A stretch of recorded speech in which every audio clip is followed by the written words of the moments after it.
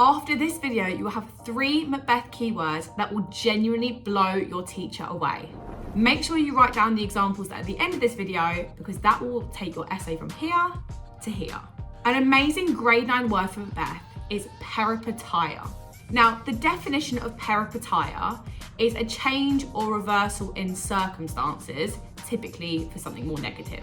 And what's really important to note for peripeteia is the character is not aware of this change or reversal of circumstances. And here's just a bit of a spelling breakdown for this one because I know it's hard to spell. Think about peripeteia.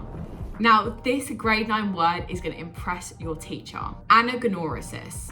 Sounds really weird. It's when the hero recognizes their downfall or when another main character realizes someone's identity. So a bit of a spelling breakdown for this.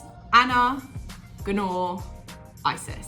Lastly, this grade 9 phrase is amazing to talk about the audience for Shakespeare's plays. It is catharsis. The definition of a catharsis is just a release of emotions, typically like pity and fear. And here's a bit of a spelling breakdown for that. Catharsis.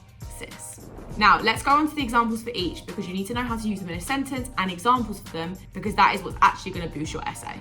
But quickly, before we get onto the examples, let's just do a reminder of what each one is because I know they're a little bit more complicated. Peripeteia, a change or reversal in circumstances, typically negative. Anagnorisis, when the character realizes their looming downfall or another main character recognizes someone's true identity.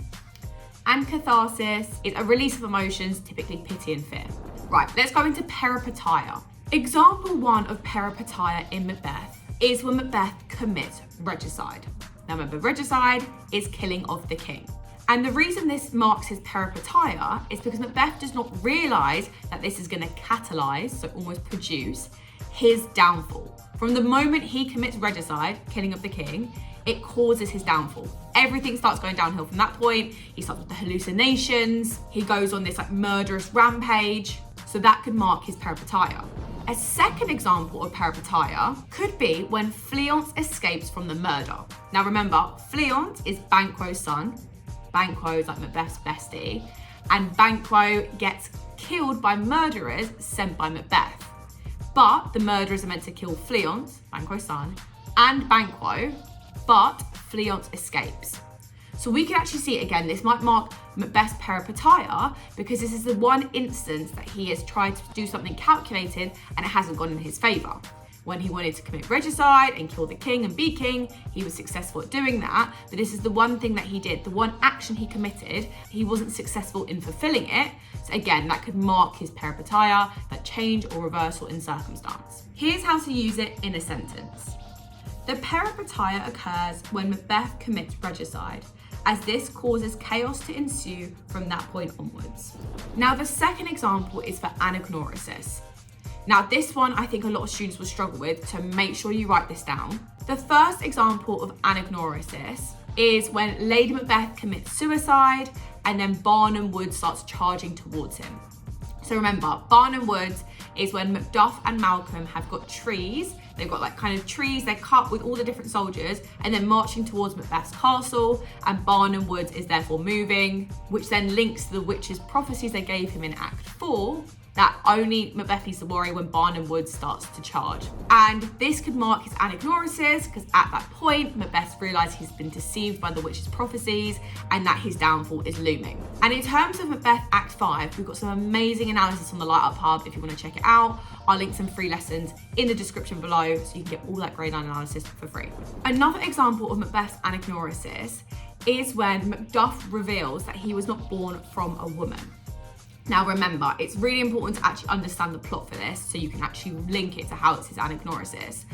Remember, when the witches are deceiving Macbeth in Act 4, they tell him that no man born of a woman can harm Macbeth. So Macbeth, of course, is thinking, well, I'm indestructible. Everyone's born from a woman. You can't not be born from a woman. That's kind of not how it works. But of course, the trick is that Macduff was actually born from a cesarean, like a C-section. So he wasn't actually technically born in the natural way from a woman. So again, Macbeth has realised at this moment that he has been deceived. Hence it marks his anagnorisis because he's realised that his downfall. He's not going to be able to win the battle against Macduff and he will be killed and he is, because of course he is beheaded. And then also think about anagnorisis, because it's not just when the character realises their looming downfall, but also is when another main character realises somebody else's true identity. You could link it to Banquo, and Banquo being very suspicious about Macbeth, but also linking it to Macduff and how Macduff calls out Macbeth and how he's a tyrant, so a cruel and oppressive leader. And he directly critiques Macbeth's nature because he understood and realised that Macbeth was a bloodthirsty tyrant and not a true king. So this is how you can actually use it in a sentence, and this is the stuff that you want to write down so you can use it in your own essays. Macbeth's anagnorisis happens when Macduff reveals he was not born from a woman. Instantly, Macbeth realises how his ambition has blinded him to the deceitful prophecies. And then lastly, catharsis. So we can see this like pity and fear from the audience. The first example is when Macbeth is being deceived by these supernatural prophecies.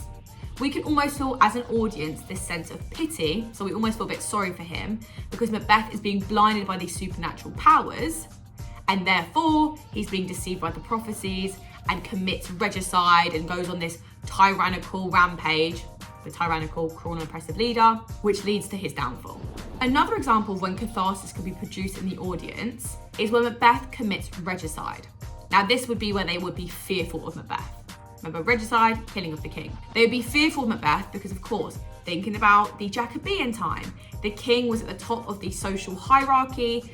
He was believed to be ordained by God. Remember, the king was chosen by God, the divine right of kings. So therefore, the audience would extremely fear Macbeth because he's committed the ultimate sin.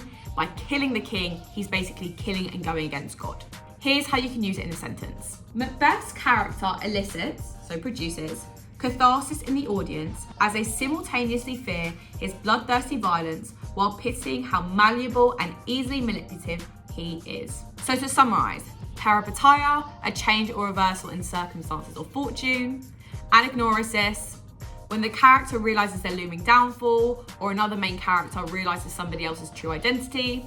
And catharsis is a release of pity and fear from the audience. So make sure you subscribe to the channel, guys. We'll be posting a lot more videos like this, and comment below what you want to see next, because we always look at the comments to see what videos to post next time.